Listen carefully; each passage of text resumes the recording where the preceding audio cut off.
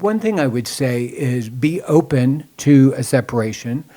Don't see separation as an indication of the end. And that when separation is stewarded well, it can be transformative for each individual and also for the couple. And then one other thing I would say is when it's time to do the reconciliation and move back towards each other, it's going to be scary. Absolutely. It's going to be scary for him. It's going to be scary for her. So if you're waiting until you're not afraid, then you'll never take that leap.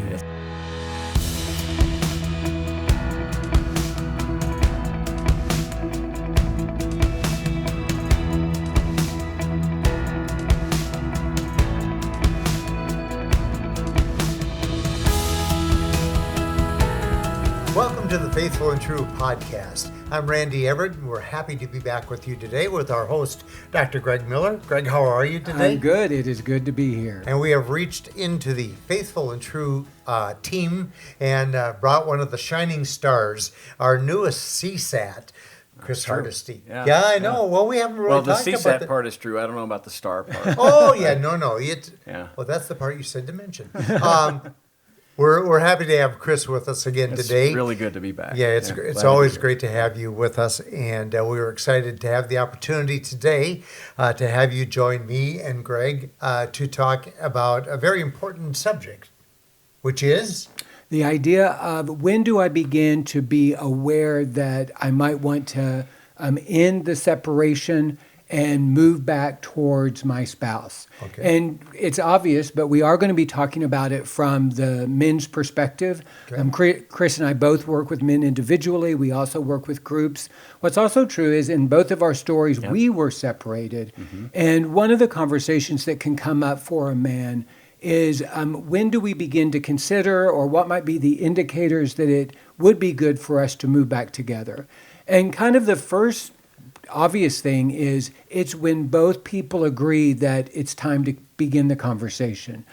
So if you're out there listening and you're a man and you are separated and you are really ready to move back home, you're really ready to engage your spouse again, the kind of determining factor at that point is whether or not your wife is open to consider the possibility of y'all moving back towards each other. Mm-hmm. Yeah, and I think where that showed up for us was in our couples sessions. So at that point in the process, we're not doing couples therapy per se. It's more like kind of a counseling. It's separation check-ins. Mm-hmm. At least that's the way we do it here at Faithful and True. And so Elizabeth and I were meeting monthly with, at the time it was Mark and Deb. And then, I think there's a suggestion at some point, a little bit of a nudging or a little bit of encouragement from the counselors that, hey, we're seeing good things out of both of you. We wonder if you'd be willing to take at least a baby step towards one another. And that might kick it off or get it started. Well, and what's true is there can be an awareness of comfortableness in the separation. That depending on how long we're separated, we begin to feel more comfortable. It begins to feel more familiar. We've kind of created some patterns and routines. And for some couples, they do need that encouragement. They need kind of a, hey, are you open to considering moving back towards each other and engaging the relationship more? And for other couples, though, maybe it's just the opposite. They are constantly wanting to move back, or maybe one of the persons in the coupleship is wanting to move back in. And I can say working with men, a lot of times it's the man who is ready, and sometimes it's circumstantial. I've worked with guys who they rented an apartment and the lease is coming up. And so now a circumstance is kind of encouraging a conversation. My lease is coming up. Can we talk about the idea of moving back towards each other? Yeah, and we see that as well, where those circumstances will lead to maybe the beginning of some reintegration. Something that Elizabeth and I emphasize a lot is no pressure. Mm-hmm. There cannot be any pressure whatsoever, at least in our opinion, of moving in. Because sometimes those circumstances will be leveraged, whether consciously or not. But it's just a great opportunity that if I'm feeling anxious about being away from this person, or the lease is up, and so that inevitably means we need to move back together. And we're just going to encourage them to really be real and honest with themselves about where are you at in the relationship. Right. And one thing probably would be good to identify is here at Faithful and True, what we talk about is redemptive separation. It's separation that's purposeful. It has an intention. There's a plan. Because I know that for a lot of people, there's this kind of belief out there that all separation leads to divorce. And so separation is just kind of a prelude or a precursor to getting a divorce. And that's not what we believe here at all. In fact, we believe that separation many times is necessary in order for the couple to kind of recalibrate into a new way of relating. And as long as we are in the home, the old patterns kind of pull us in a strong gravitational pull. And so we need some separation in order to begin to relate differently. So there's been a good time of separation. Things have gone well. And so sometimes it may be a circumstance. I also hear of situations where what's true is if you have young children and you're trying to take care of the kids by yourself, even if your spouse is there occasionally, it's not the same as them being there during the night and waking up and helping the kids get to school. So sometimes it can come from just a family circumstance.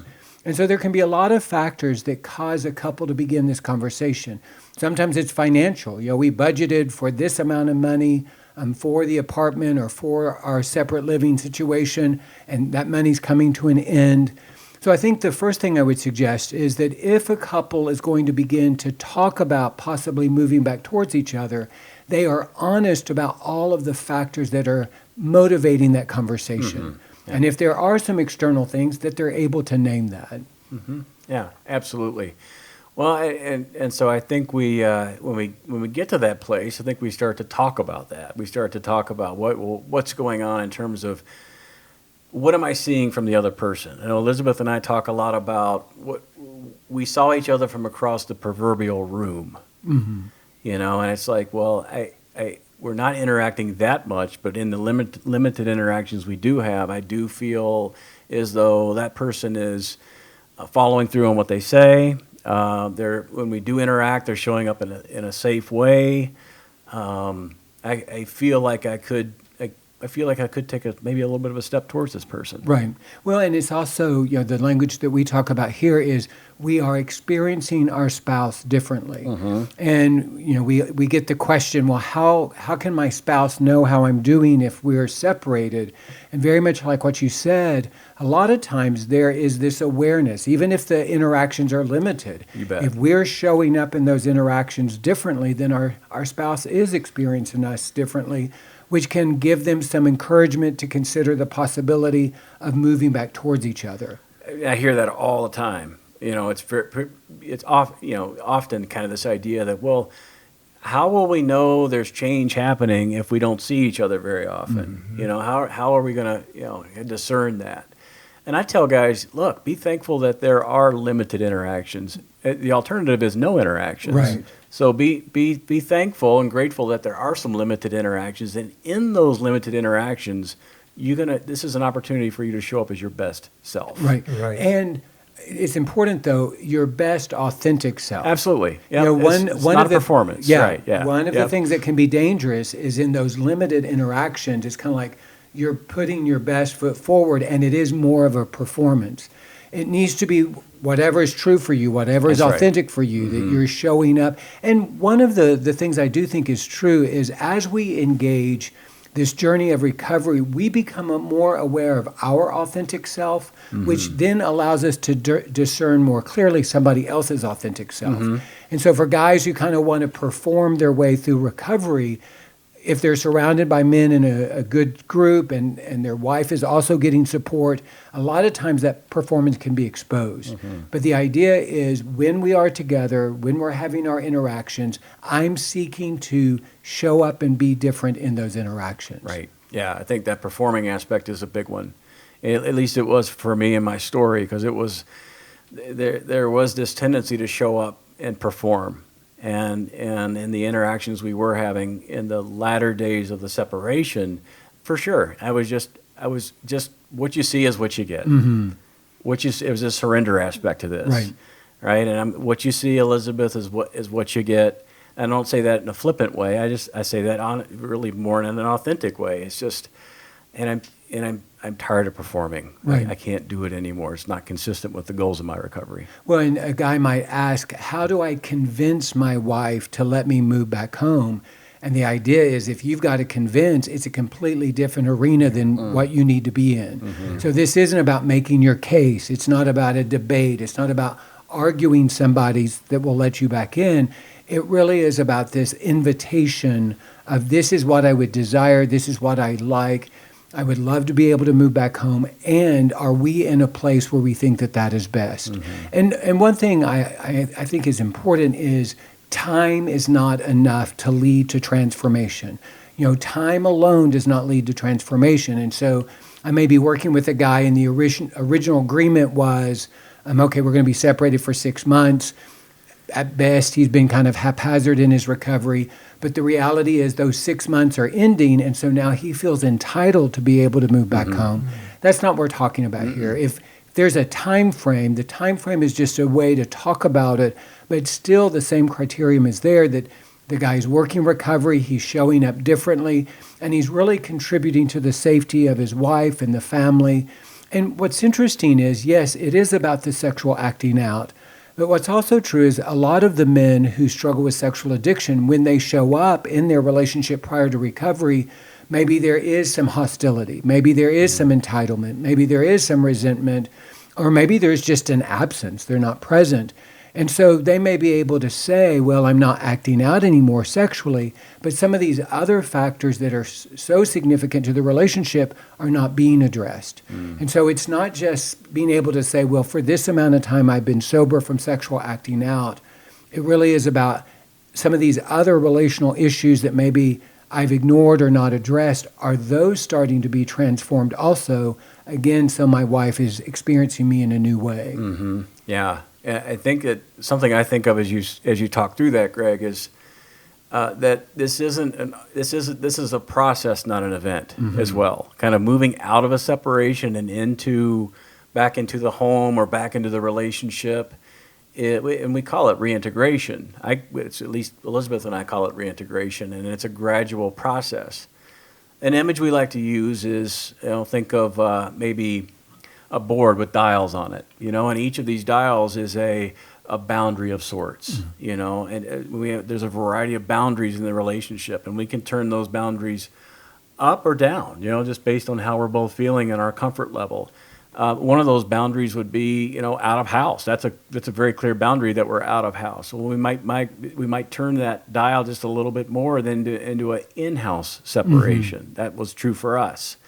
So it's not an all or nothing, and sometimes I feel like couples feel like, well, if we decide to reintegrate or if we decide to end the separation, so to speak, we're going right back to the way it was, at least logistically and so forth. And it just doesn't work well that way. Well, and we've talked about this idea that one of the things that we see that creates chaos is when it's a partial separation. So they're not fully separated, but they're not fully together. That in between lukewarm place creates chaos for everyone. And so sometimes what we want to work on with a couple is that it's a clearer separation. And for Beth and I, in the 6 months that we were separated, the separation was very clear. And so that reintegration piece gave us a lot of options. And one of the things that was true is early on in the separation, literally, if I entered a room, Beth left the room. If I came into the house, Beth left the house. And so when we were beginning to consider moving back towards each other, we could even say, well, what if you come over and have dinner with us? And so kind of the first step was I would be included at dinner. And I could be there, and Beth and I would interact. The kids, they got to see us and be with us in that space. And what was interesting is, obviously, I don't think we directly said to our kids, this is what we're doing. But once we did move back and I moved into the house, at some point, it was our older son, I think, who made the observation, you know what? You and Mom were never in the same room together. And I think that was helpful for us to understand kind of the significance and all of the ways that we were separated. And so for a couple that is really separated, that first step may be, okay, we're willing to share a meal together and see how that goes. There are other couples that because of their parenting needs, their lives do intertwine a little bit more. And so it may be where the dad is there at the evening, helps the kids go to bed, And so traditionally what happens is as soon as the kids are in bed, he leaves. So maybe you consider the kids get in bed and the dad stays for 30 more minutes just to have a conversation. I know topics are really important. We encourage couples to have very specific topics that they talk about or don't talk about. And so even considering with the help of their therapist, are there some topics that we could maybe start bringing in that in a casual way, it doesn't have to be a big significant topic that we need to do with our therapist, but just some general topics that we could practice when we start having a little bit more time together. Yeah, absolutely. You mentioned this idea of options. I actually really, Greg, have never thought of it that way. And what we do, if I could just make a comment too on this idea of like if we're going to separate, we really need to separate, not a pseudo separation or something like that. And what's interesting, I think, is, and we've seen it, Elizabeth and I have seen it time and time again, the couples who have the most success in this are the couples that actually separated. The couples that do the pseudo-separation thing or sort of separate, way more often than not, it just ends up being this perpetual thing. Yeah, that they're just, and we get comments like we're stuck. We don't know why we're not making progress, these kinds of things. But back to this idea of options. I love the idea of kind of being completely separated then gives us a whole smorgasbord of options then to kind of, or dials that I mentioned to kind of start turning back the other way.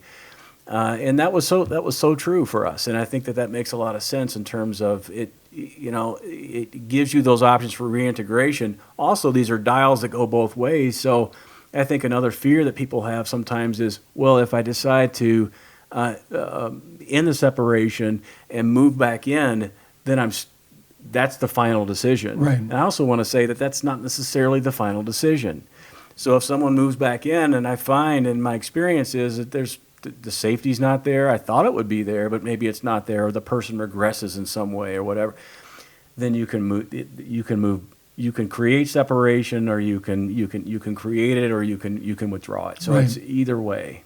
Well, and I know that when Beth and I first came here to Faithful and True and met with Mark and Deb, eventually the conversation came up. We asked the question, how do you know when you're ready to move back towards each other and for me to move into the house?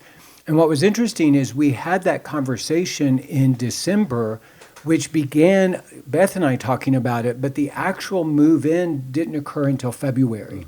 And so there was that space of contemplation and thinking about it, evaluating it for ourselves. So one of the things I would encourage is if you start talking about the possibility of moving back towards each other, that doesn't mean that it has to happen immediately.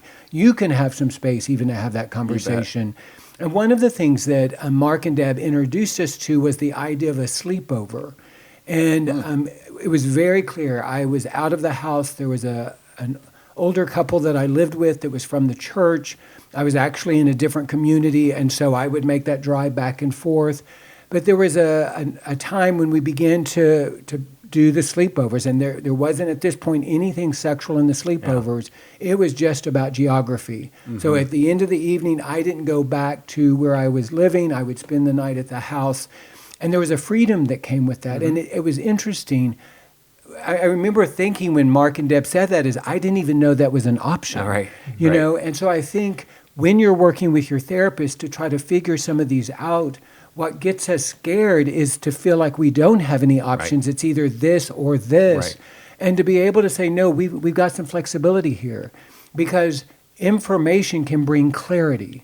And you get information. If you have a sleepover and it doesn't go well, then that's information. If you have a sleepover and it goes well, that's information. If you share a meal together, that's information. And I think part of it, too, is the clearer that you can be with your children, the better. Because one thing that we don't want in a separation is to confuse our children about what's going on. And so if there's going to start being sleepovers, that you're able to say that Dad's going to start staying at the house, and he's not going to stay here all the time. He's still staying at this place, but every once in a while he may stay here. And that can be a very helpful thing for kids to begin to understand, okay, there's still some things that are the same, and now there's some things that are going to be different. Yeah, yeah. And I think that goes back to the outset of the separation when we're explaining to the kids, like, this is what's going to happen, this is what's going on. So, Right. That's what I wanted to ask. Yeah. Did you and Elizabeth have the kids during your healing journey here? yeah, we did. So at the time, we had 2 4-year-olds and a 3-year-old. So we had twins and twin boys and a girl.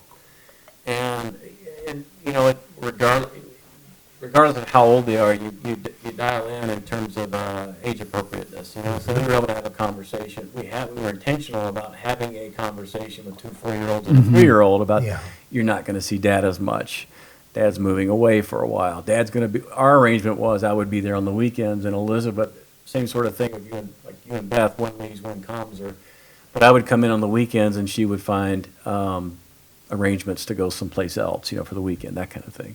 But absolutely, yeah, we had children, and we kept them in the loop at the outset. But then, as Greg is saying too, like when we made changes in the arrangement of the separation or the terms of the separation, then we brought our kids in on that. So we just wanted to eliminate any surprises for the kids, right? The idea is they want to feel safe. We want to just help them feel safe, and comfortable. And I think that's where the routine is so important. I know that for some couples, they struggle with routine when they were together, and it makes sense then they're going to struggle with routine in their separation. But the more routine you can have, the better. And sometimes it happens naturally. Sometimes it has to be very intentional.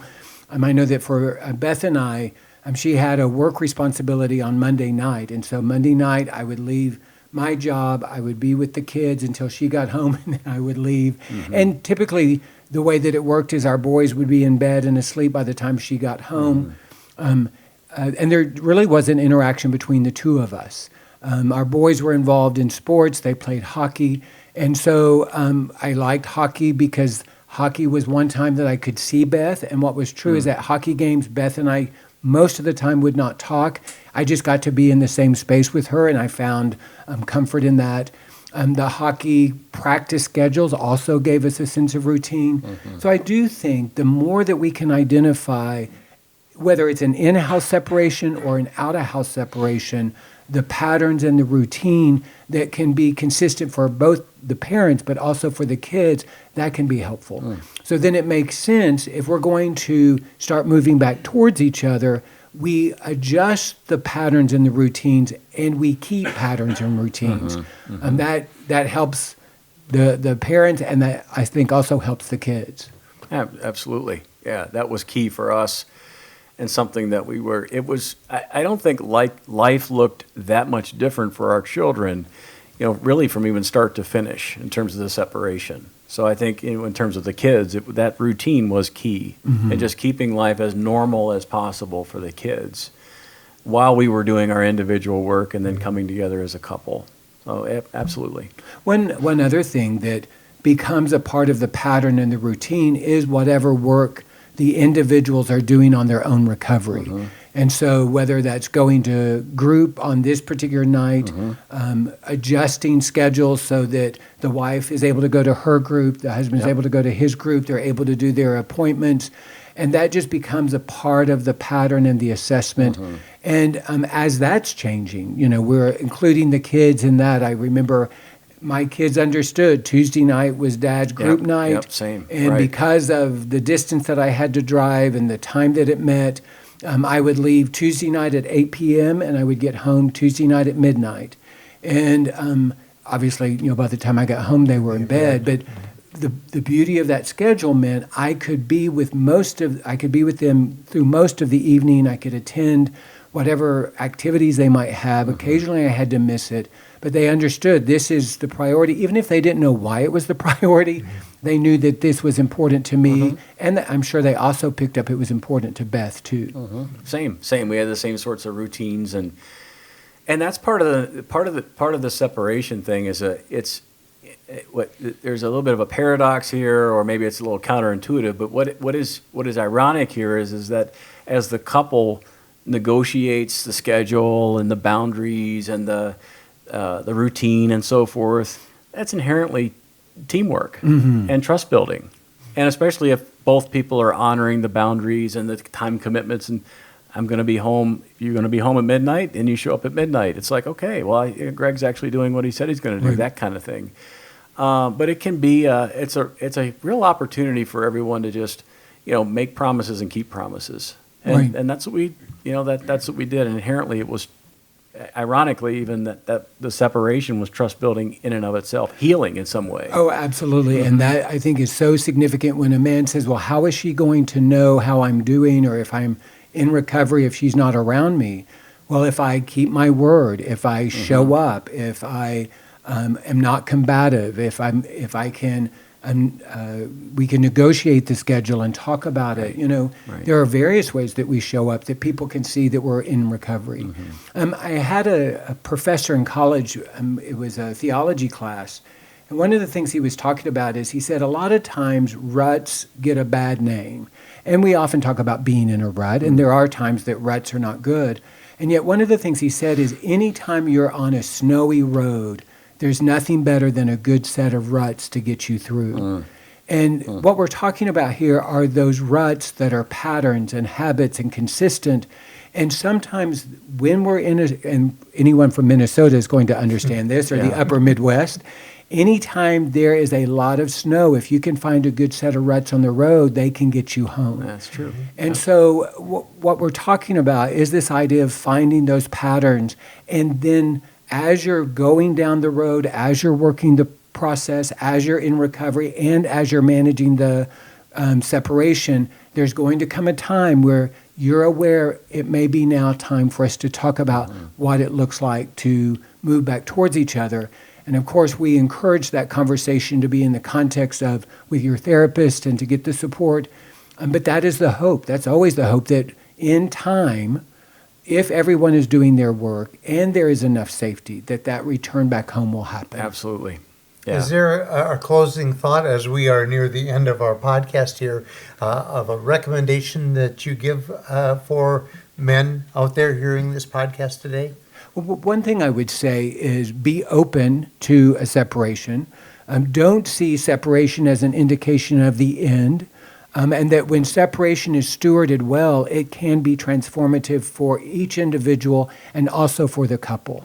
And then one other thing I would say is if you are interested in knowing more about redemptive separation and how we encourage to do it, there is a white paper, there's a PDF on our bookstore website that you can purchase, and that will give you some of the specifics of how we encourage a couple to do separation. We cleverly titled it Redemptive Separation. We are really good with our name. Really, Creative. really, not much of a reach there.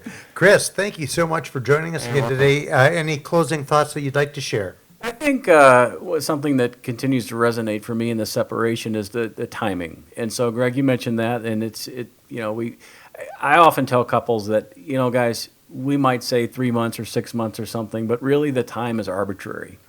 And if you look at that white paper, actually at the beginning, it's going to suggest a 3-month time period. But if you go to the end of that white paper, it says, "Oh, never mind." Like it's somewhat arbitrary because and we tell couples, you'll just know. It's not going to take you that long, really, to know. Like we're both moving in the right direction, or one or both might decide that this isn't the direction I want to go. But we encourage couples to just trust the process, just show up, and we're just going to take it instead of a fixed amount of time. We're going to say month to month. Great. We're just going to show up and play it by ear and see how it goes. One other thing I would add is when it's time to do the reconciliation and move back towards each other, it's going to be scary. Absolutely. It's going to be scary for him. It's going to be scary for her.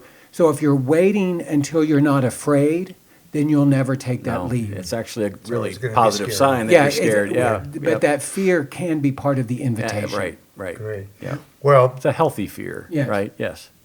thank you both. I knew that this was going to happen. Once you start talking, it's going to be a great conversation. Chris, thanks for joining You us bet. again Yeah, today. thanks for having It's me. always a pleasure to have you with us. If this message today that you have heard has opened your eyes to the need to consider a redemptive separation, as Greg said, check out our website, faithfulandtrue.com. And in the bookstore, you'll find a series of PDF products. Redemptive separation is one of them. We encourage you to take a look at that. It's also one of the chapters in the Toolkit for Growth. All of those 10 PDF products that you see are combined together to make up the Toolkit for Growth. So, in the meantime, if you have looked into Faithful and True and realized the work we do here is to help men that struggle with unwanted sexual behavior, and we encourage you to take a look at registering and attending our Men's Journey workshop. We offer it to you every month. And the details and online registration for those events are all on the website. So take a look at faithfulandtrue.com. And in the meantime, thank you for joining us again today. Your loyalty to our podcast is much appreciated. And we hope that this coming week for you is going to be a week that's filled with many blessings and with great vision.